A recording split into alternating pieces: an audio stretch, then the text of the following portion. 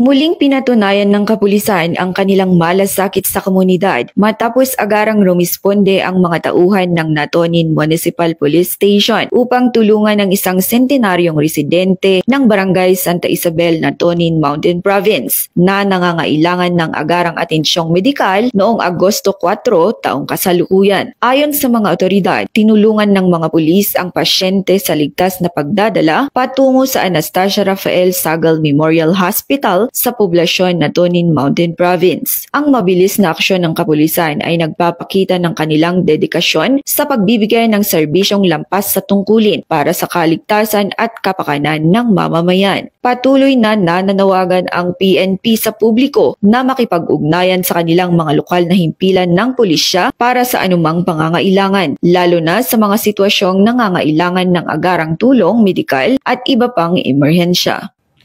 Mula dito sa Natonin Mountain Province, ako ang inyong PNN correspondent, Patrolwoman Jezebel Moyao, alagad ng batas, tagataguyod ng Balitang Pulis.